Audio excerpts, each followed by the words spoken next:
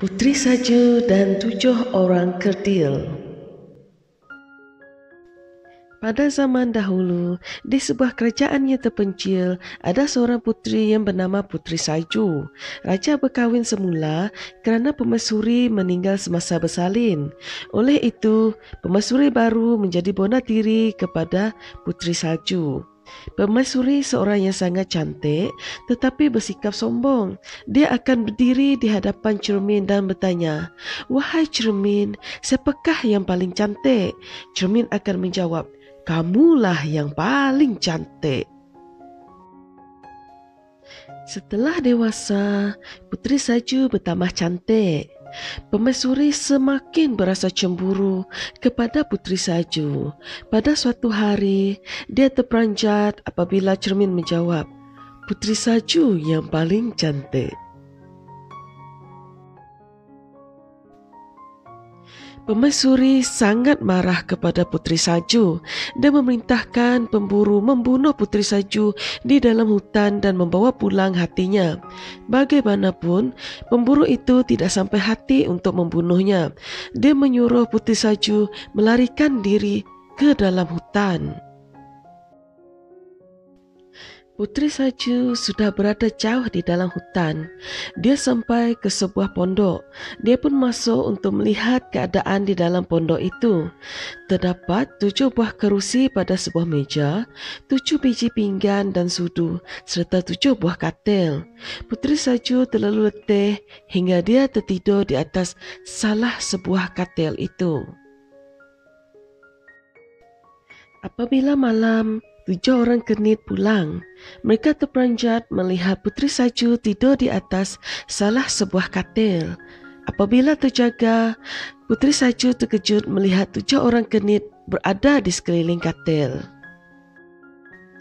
Setelah menyedari mereka semua baik, Putri Salju menceritakan kepada mereka kejadian yang berlaku.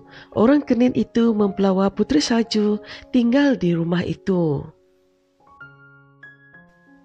Pada suatu hari, permaisuri bertanya kepada cermin, "Siapakah yang paling cantik?" Cermin menjawab, "Putri Salju yang tinggal di dalam hutan bersama 7 orang kenit." Permaisuri jahat itu berasa sangat marah. Dia pun membuat apel beracun lalu menyamar sebagai wanita tua dan mencari Putri Salju. Apabila sampai ke rumah orang kenit, permaisuri memberitahu yang dia menjual apel. Putri Salju menjenguk keluar tingkap dan ternampak apel itu. Dia menghulur apel beracun kepada Putri Salju. Sebaik sahaja menggigit apel itu, Putri Salju terjatuh lalu pingsan. Permaisuri menyangka Putri Salju sudah mati. Dia berasa sangat gembira. Apabila orang kenit pulang, mereka sangat terkejut melihat Putri Salju terbaring di atas lantai.